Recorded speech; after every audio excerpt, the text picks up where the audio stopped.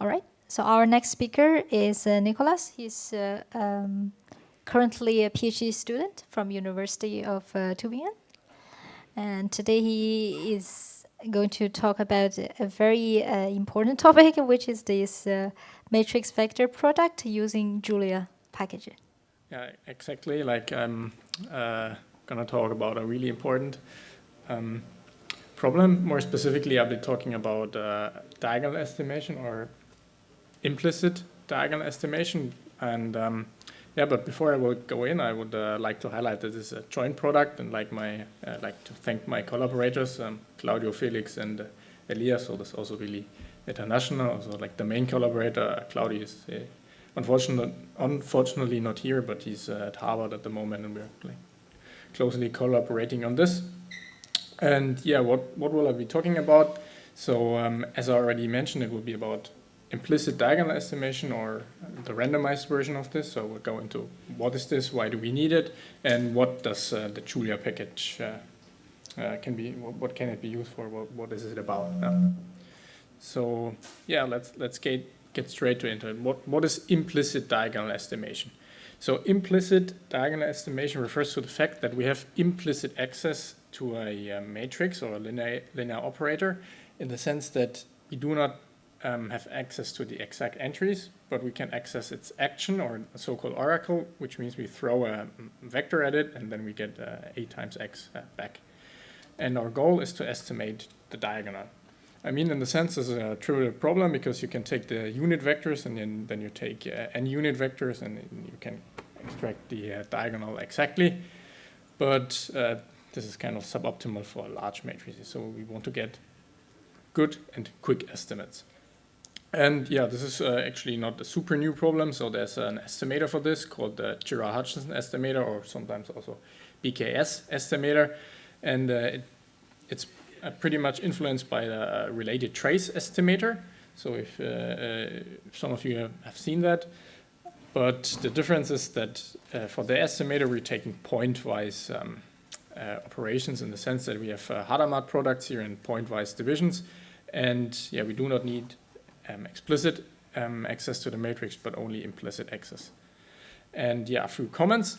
So what are these V vectors? These are random vectors. That's also where the name randomized diagonal estimation comes from. So these are isotropic, and it can be Rademacher, Gaussian, whatever.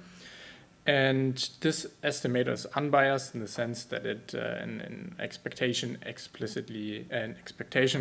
estimates the diagonal. And therefore, it's a prime example from this field, randomized numerical linear algebra, which is like upcoming and actually supposed to kind of be a fill-in for the like old numerical linear algebra, and it's really like a hot topic, so to say. And yeah, so this is a really well-formulated problem. It's there's, so to speak, a solution for it, but like, where do we need it? Why is this of interest? And yeah, collected 4 examples for this. The first one is from network science, that we are interested in calculating like centralities, which are given as diagonal entries of exponential of the Grasp-Laplacian.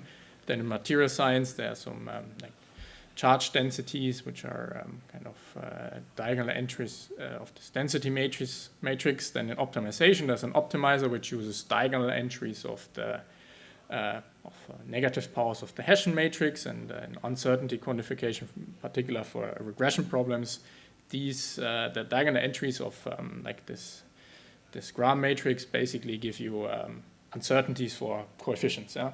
These are all like examples where we want to calculate diagonal entries of matrices that we do not have explicitly. And why do we not have them explicitly? Because it's all functions. Yeah?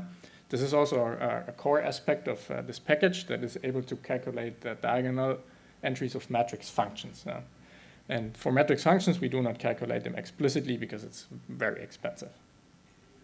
And so like 2 slides ago, I presented the like generic estimator for randomized diagonal estimation, but it has like one kind of flaw, and that is that it's relatively slow. Yeah? So you need many entries to get a good relative error.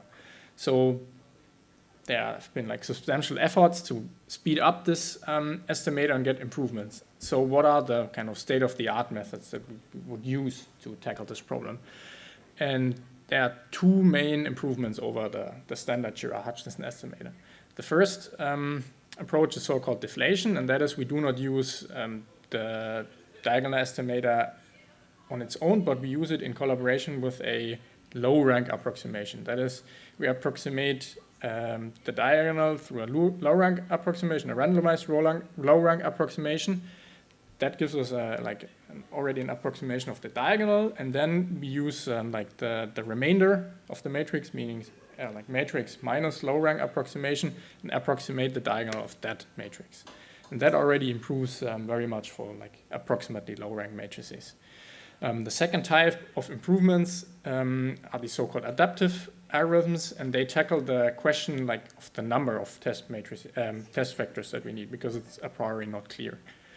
And the main improvement that we present is the extension to matrix functions, in the sense that we can now calculate the diagonal for not only matrices but also matrix functions, and that we use through combining the Girard-Hutchinson estimator with approximation schemes for matrix vector products for matrix functions. And there we particularly look at two types, namely explicit polynomial approximations and these Krylov approximations. Yeah. And this is like all these state-of-the-art functionalities basically condensed in the Julia package. So we have two functions that we export in the package, and that is like estimate diagonal, which is the standard diagonal estimator, which takes a matrix A, a stopping criterion, so either you have like an explicit number of test vectors that you want to use, or you say I want to stop adaptively through this adaptive criteria, and also distribution. You can use any distribution basically. And the second function, which is kind of our main contribution, is the extension to matrix functions. So you can insert a matrix and a function, so you don't have to know the exact value of the matrix function, so you only insert the matrix itself, and then specify an approximation scheme for matrix vector products with the function, and this then specifies the algorithm that we implement. And to give you some insights and some brief results, so I cannot go into detail here obviously, but to give you some kind of pointers on which method do I use in which case, I prepared 4 examples. And so the main decisive factor for which algorithm should I use in which case is the spectrum of the matrix. And therefore, let's look at these 4 different example matrices. The first one has like a flat spectrum, so linear interpolation. Second one has a step, so a certain number of eigenvalues are constant, while the other ones are like smaller, also constant. Then a polynomial and an exponential spectrum. So these are the eigenvalues, and then we compute a random matrix out of this, which are in our test matrices. And now the point that I want to make, the spectrum is an important kind of influence for which algorithm we want to use. So we can calculate all of the diagonals for these matrices and matrix functions. So here I plot the logarithm of matrix plus identity matrix, and the point is for flat spectra it's best to use the canonical estimator, while for the matrices which have like steep spectra, that's better to use these low rank approximations. So this is kind of the takeaway which I also formulated here in the box. And yeah, basically to conclude, what are some outlooks that we want to improve in? So we currently summarize the state of the art in terms of methods, but there are some implementational aspects that we would like to improve on. The first part is that these methods are easily parallelizable.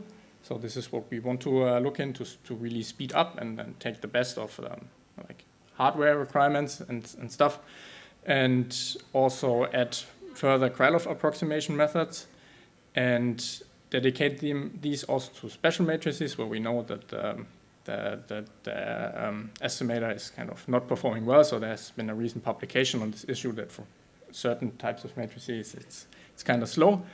And the next part are matrix-free implementations. So for now I have to give the algorithm a dedicated matrix, but this also works for general linear operators, which is like an extension.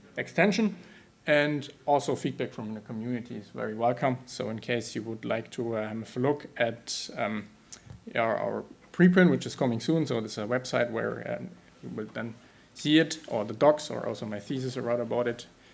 Feel free to check out these websites. And by that, I think I'm at the end of my time. Yeah, thank you very much. Thanks. Perhaps just one quick question, if there's any. If not, I have a question. How does this scale? So, for example, have you tested, let's say, 10,000 by 10,000, and how quick does it run?